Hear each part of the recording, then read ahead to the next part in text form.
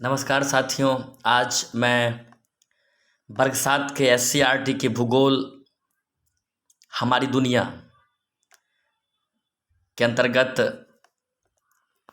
अध्याय 4 की जो विषय वस्तु है वायुमंडल एवं इसका संगठन, इसकी चर्चा करेंगे।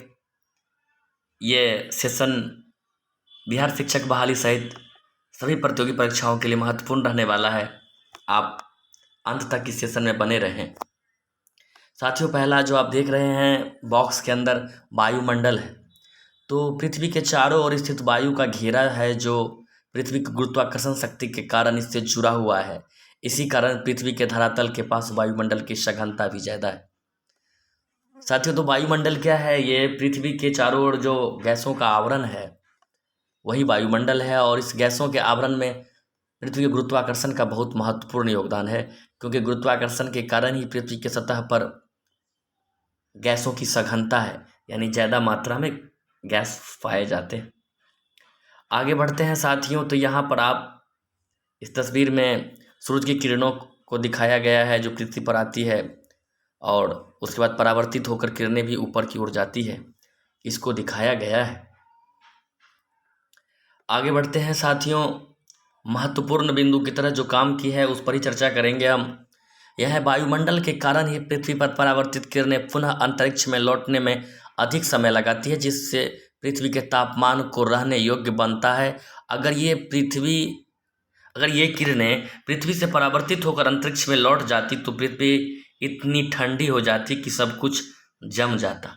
बहुत ही महत्वपूर्ण बिंदु है साथियों कि जो किरणें हमारी पृथ्वी पर आती हैं वो परावर्तित भी होती है, लेकिन पृथ्वी के वायुमंडल के कारण ही वो अंतरिक्ष में जाने में ज़्यादा समय लेती। परावर्तित तो होती है, लेकिन परावर्तन की जो गति होती है वो धीमी होती है। ये अर्थ पर जो सूरज की गर्मी पड़ती है, वो गर्मी जब परावर्तित होकर विकिरण के रूप में अंतरिक्ष में जाती है तो उसमें ज़्यादा समय लगता है, और ये इसलिए होता है क्योंकि पृथ्वी पर वायुमंडल की उपस्थिति है। अगर वायुमंडल ना होता तो पृथ्वी का तापमान काफ़ी ठंडा हो जाता और इससे यहाँ की अधिकांश वस्तुएं जम जाती। तो साथियों, इसे आप याद रखेंगे कि पृथ्वी का वायुमंडल ही यहाँ के जो तापमान को बनाए रखता है। आगे बढ़ते हैं साथियों। जो महत्वपूर्ण बिंदु सब है उस पर ही हम चर्चा करेंगे, सभी बिंदुओं पर बात नहीं करेंगे। जो वायुमंडल में गैसों का वितरण है, मैंने बताया वायुमंडल क्या है? गैसों का आवरण है पृथ्वी के चारों तरफ, layers of air called atmosphere. जो हवा की परतें हैं वही वायुमंडल है, एटमॉस्फेयर है। तो उसमें कौन कौन सी गैसों का कितना संगठन है, इससे क्वेश्चन लगातार परीक्षा समय आता रहता है। तो नाइट्रोजन 78.03%, ऑक्सीजन 20.99, अर्थात इसको 21% रफली माना गया है साथियों। Organ 0.94%, carbon dioxide 0.03%, hydrogen, helium और ओजोन 0.1% और कुल 100%। साथियों, यहाँ से कई क्वेश्चन बनते हैं कि वायुमंडल में सबसे अधिक गैसें कौन सी हैं? नाइट्रोजन। दूसरे नंबर पर कौन है? ऑक्सीजन। अक्रिय गैसों में सबसे अधिक कौन सा अक्रिय गैस, इनर्ट गैस पाया जाता है वायुमंडल में? तो ऑर्गन। तो यहाँ से कई प्रश्न बनते हैं साथियों, इसे आप ही याद रखेंगे। आगे बढ़ते हैं साथियों। तो संघनन का चर्चा हुआ है। संघनन है, कंडेंसेशन बोला जाता है अंग्रेजी में उसको। तो संघनन वह प्रक्रिया है जिसमें जलवाष्प सूक्ष्म कणों के आसपास एकत्रित होता है, जिनके बाद में वर्षण होती है, संघनन कहलाता है। क्या होता है साथियों? जलवाष्प जो ऊपर उठती है तो फिर जलवाष्प ठंडा होने के बाद क्या होता है, एक दूसरे के नज़दीक आकर के बादलों का निर्माण करता है, यानी एक दूसरे के नज़दीक आती है। इसी प्रक्रिया को संघनन कहा जाता है, कंडेंसेशन कहा जाता है। साथियों, अब यहाँ पर आप देख रहे हैं कि कौन कितनी मात्रा में इसका जिक्र है, इसकी चर्चा हमने कर ली है। अब यहाँ महत्वपूर्ण इस बॉक्स को देखते हैं। कार्बन डाइऑक्साइड, फ्लोरोकार्बन आदि को ग्रीन हाउस गैस भी कहते हैं, क्योंकि यह वायुमंडल में फैलकर पृथ्वी से विकिरित ऊष्मा को पृथ्वी पर रोक कर ग्रीन हाउस प्रभाव पैदा करती है। कुछ गैसें ऐसी है वातावरण में जिसमें कार्बन डाइऑक्साइड सबसे मुख्य है, क्लोरोफ्लोरोकार्बन भी है, लेकिन कार्बन डाइऑक्साइड मुख्य ऐसी गैस है जिसको ग्रीन हाउस गैस कहा जाता है। ये क्या करती है, पृथ्वी से जो गर्मी निकलती है, ऊष्मा निकलती है, उसको वो रोक लेती है, अपने अंदर सोख लेती है। तो इसके सोखने से क्या होता है कि पृथ्वी पर गर्मी बढ़ती है, क्योंकि ये गैसें सोख लेती है। कार्बन डाइऑक्साइड पृथ्वी के जो विकिरण के रूप में ऊष्मा निकलती है उसको सोख लेती है, इसलिए इसको कार्बन डाइऑक्साइड गैस या ग्रीन हाउस गैस भी कहा जाता है। ग्रीन हाउस गैस कहा जाता है कार्बन डाइऑक्साइड गैस को। तो साथियों, ये आप समझ गए होंगे। आगे बढ़ते हैं और यहाँ पर देखते हैं ग्रीन हाउस क्या होता है। ग्रीन हाउस, अब ठंडे प्रदेशों में सूरज की किरणें आती है और विकिरण के बाद ठंडा हो जाती है। क्योंकि ठंडा प्रदेश है तो ज़्यादा देर तक वहाँ पर गर्मी नहीं रहती है, तो वहाँ पर खेती करना, यानी प्रकाश संश्लेषण की क्रिया भी नहीं होगी ठीक से, क्योंकि सूरज का प्रकाश अधिक मात्रा में चाहिए, गर्मी भी चाहिए। तो वहाँ पर क्या करते हैं कुछ लोग, प्लास्टिक के घर बना लेते हैं। तो सूरज की किरणें तो आ जाती है क्योंकि वो पारभासी होता है, लेकिन विकिरण जो निकलती है वो आसानी से उन जो पदार्थ होते हैं, प्लास्टिक की जो शीट होती है या पारदर्शी चीज़ जो होते हैं, वो तापमान को बाहर जाने से रोकता है और इस वजह से वहाँ पर तापमान में वृद्धि हो जाती है और सब्जी इत्यादि को उगाने के लिए वहाँ पर अनुकूल वातावरण बन जाता है। तो इसी प्रक्रिया को ग्रीन हाउस कहते हैं साथियों। तो ग्रीन हाउस आप समझ गए होंगे, ठंडे प्रदेशों में ये किया जाता है। सूरज के ताप को पारदर्शी शीट वगैरह से घर बना दिया जाता है, क्योंकि ताकि वो जो आए तो आसानी से बाहर ना जाए और वहाँ पर कुछ सब्जी वगैरह की खेती की जा सके। आगे बढ़ते हैं साथियों, वायुमंडल की संरचना। तो वायुमंडल पृथ्वी की सतह से लगभग 1000 किलोमीटर की ऊंचाई तक है। ये अलग अलग मंडल में बटा हुआ है, क्षोभ मंडल, समताप मंडल, मध्य मंडल, वायुमंडल और बहिर्मंडल।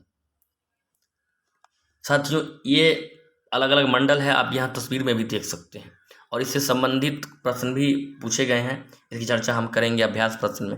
अब इस तस्वीर को देखकर इसको समझ सकते हैं, एक बार इसे आप बढ़िया से देख लें। आगे बढ़ते हैं साथियों। तो सबसे नीचे वाला मंडल क्षोभ मंडल है। औसत ऊंचाई इसकी 13 किलोमीटर है। क्योंकि ये विषुवत रेखा पर 18 किलोमीटर है क्षोभ मंडल, 18 किलोमीटर तक सतह से, और जबकि उत्तरी ध्रुव पर आया ध्रुव की बात करें तो 8 किलोमीटर है। तो इस तरह से 18 8 26 होता है, 2 से भाग करेंगे तो औसत 13 किलोमीटर इसकी औसत ऊंचाई मानी जाती है क्षोभ मंडल की। आगे बढ़ते हैं साथियों। क्षोभ मंडल की ऊंचाई व विस्तार सभी स्थानों पर एक समान नहीं है, मैंने बता दिया। विषुवतीय क्षेत्रों में क्योंकि लंबवत विस्तार अधिक होती है, जबकि ध्रुवीय क्षेत्रों में कम होती है। जहाँ जलवाष्प एवं धूलकण अधिकता से मिलते हैं, मौसम संबंधी सभी घटनाएं क्षोभ मंडल में ही होती है साथियों। जितना भी आप देखते हैं बादल का गरजना, बरसना, सारी प्रक्रियाएं क्षोभ मंडल में होती है। क्षोभ मंडल की ऊपरी सीमा को क्षोभ सीमा कहते हैं। समताप मंडल, क्षोभ मंडल के बाद जो क्षेत्र है साथियों वो समताप मंडल है, और इस मंडल का फैलाव क्षोभ मंडल के बाद होता है। और लगभग क्षोभ मंडल मान लीजिए कि अगर औसत 13 मानते हैं तो 50 किलोमीटर तक, विषुवतीय क्षेत्र में 18 है तो 18 से 50 किलोमीटर तक ये समताप मंडल का क्षेत्र होता है। और इस मंडल का निचला भाग जो होता है 20 किलोमीटर की ऊंचाई तक, वहाँ पर तापमान स्थिर रहता है, इसलिए इसका नाम समताप मंडल भी है। और तापमान स्थिर रहने के कारण अगर कहेंगे कि जो उसमें साथियों वायुयान वगैरह भी समताप मंडल में ही चलते हैं, इसे आप याद रखेंगे। और समताप मंडल में ही ओजोन लेयर है, दोनों बात याद रखेंगे। वायुयान कहाँ चलते हैं? समताप मंडल में। ओजोन लेयर कहाँ है? समताप मंडल में। ये समताप मंडल में जो ओजोन लेयर है क्या करता है, पृथ्वी की वायु जो सूर्य की जो पराबैंगनी किरणें हैं, जो खतरनाक रे है, उसको सोख लेती है और पृथ्वी पर जो मनुष्य को और अन्य जीवों को विभिन्न प्रकार की बीमारी से रक्षा करते हैं। यानी बहुत खतरनाक होता है अल्ट्रावायलेट रेज, त्वचा कैंसर इत्यादि होते हैं इनसे, इसको सोख लेते हैं ओजोन मंडल, और ये समताप मंडल में पाया जाता है साथियों। मध्य मंडल की बात करें साथियों, समताप मंडल के ठीक ऊपर मध्य मंडल है, इसकी ऊंचाई 80 किलोमीटर तक है। यह पृथ्वी यहाँ के बाद तापमान घटता है, और आप तो ये जानते होंगे कि जब हम ऊपर जाते हैं तापमान पृथ्वी का घटता ही जाता है, तो ये आप सभी जानते भी होंगे। आयन मंडल या बाह्य मंडल, आयन मंडल या वायुमंडल, वायुमंडल की इस परत में ऊंचाई बढ़ने के साथ तापमान भी तीव्रता से घटता है, तेजी से घट रहा है। आयन मंडल इस परत का एक भाग है। आयन मंडल जो है वो मध्य मंडल का हिस्सा है, मध्य मंडल का एक पार्ट है। और उसके बाद साथियों बहिर्मंडल है, उसको आयन मंडल भी कहा जाता है। बहिर्मंडल है यह वायुमंडल की सबसे ऊपरी परत है, यह वायु की परत होती है। वहाँ पर क्या वायु पतली होती है और यहीं से वायु निकल जाती है अंतरिक्ष के लिए। इतनी पतली होती है, वहाँ से वायु हल्की होने के कारण अंतरिक्ष में तैरती रहती है। तो आप इसे याद रखेंगे। तो इस तरह से साथियों हमने सभी महत्वपूर्ण बिंदुओं को देखा।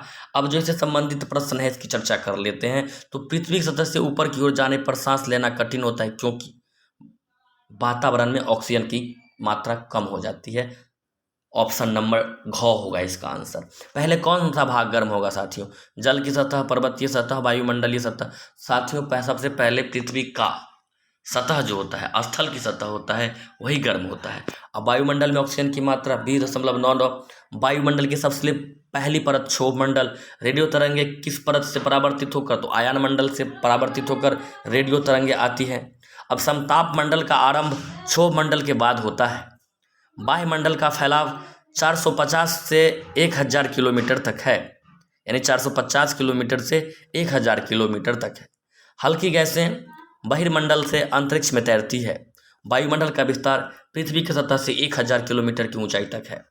साथियों और तीन महत्वपूर्ण प्रश्न है। वायुमंडल में सबसे अधिक नाइट्रोजन गैस पाई जाती है। तापमान बढ़ने से समुद्र के जलस्तर में वृद्धि हो रही है और कार्बन डाइऑक्साइड को ग्रीन हाउस गैस कहा जाता है। वीडियो को अंत तक सुनने के लिए आप सभी का बहुत बहुत धन्यवाद। अगर आप चैनल पर नए हैं तो सब्सक्राइब कर लें। एक बार फिर से आप सभी का बहुत बहुत धन्यवाद।